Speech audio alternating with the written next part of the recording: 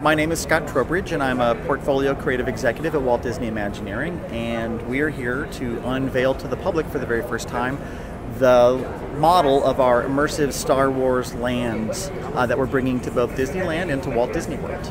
So we're excited about adding more Star Wars to our parks, and of course Star Wars has been a part of Disney parks for 30 years now, with the original Star Tours here at Disneyland that opened in 1987. So we have not made any announcements about any of those attractions, but we're just excited to bring more Star Wars to the parks. So both of these projects are the single largest land expansions that we've ever done at either site, either in Disneyland or in Walt Disney World. So, and if you're going to do a Star Wars land, you know it has to be epic and it has to be big.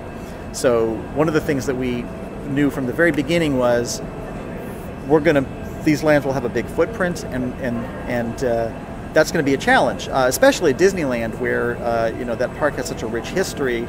It really required us to rethink how we were actually going to site this. And that actually at Disneyland in Anaheim, that required us to actually move the river and move the railroad to reorient this stuff so that the whole park worked great as a whole experience. So both of the Star Wars immersive lands, both at Disneyland and at Walt Disney World, are pretty much the same. The way they interface with the rest of the park is a little different, but for the most part, both of those lands will be very, very similar.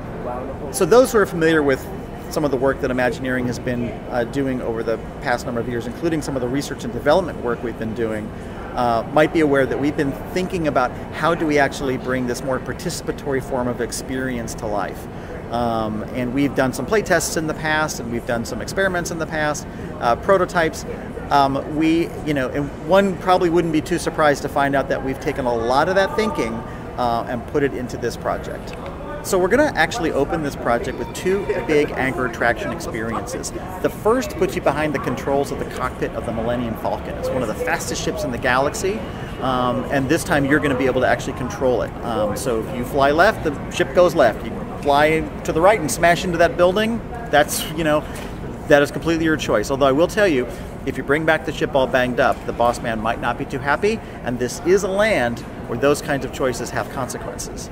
And our other big anchor attraction experience that we're opening with puts you right in the middle of an epic battle between the First Order and the Resistance. It's everything you expect out of a Star Wars experience, the scale, the action, the humor even, that makes Star Wars, all kind of in one big epic attraction experience. I know that in the display here we are showcasing a troop transport from the First Order. And that is a vehicle that is often used by the First Order to shuttle stormtroopers and officers and other people around those massive Star Destroyers.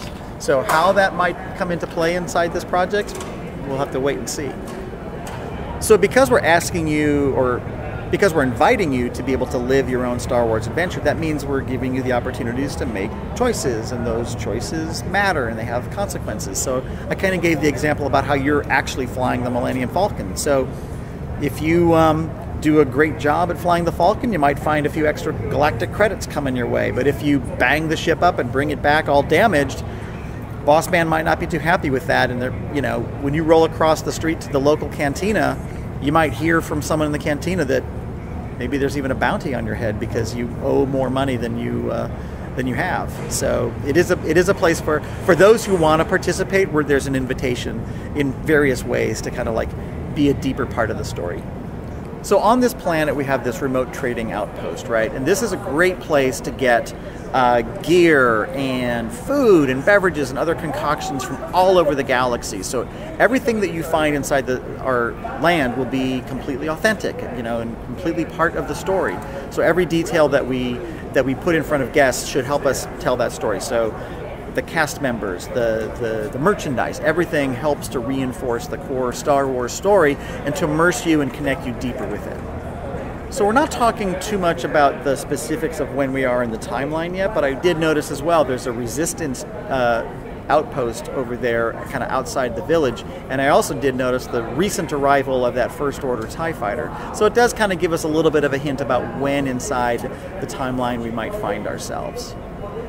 One of the things we wanted to make sure we did was create a place that allowed our guests to discover and participate in their own Star Wars story.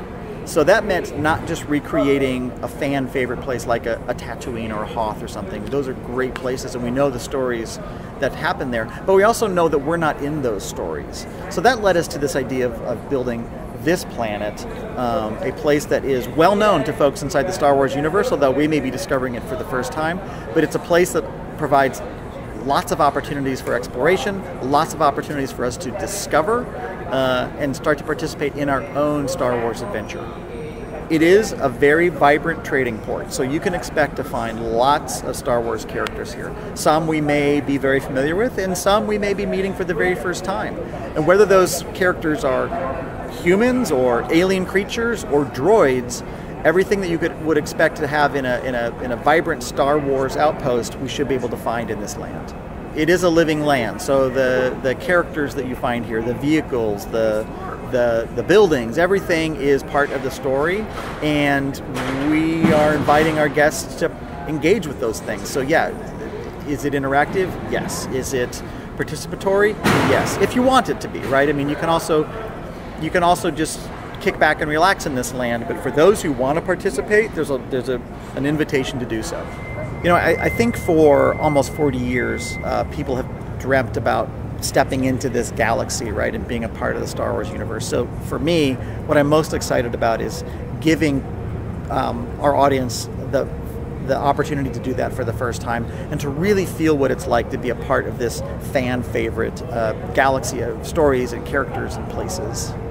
Obviously, this is the first step of starting to unveil some of the details of this project, and we're going to be unveiling more soon, and we'll continue to provide more details and to invite our guests to start to understand the stories and meet some of these characters and start to get the backstory of this place, you know, between now and the time we open in 2019.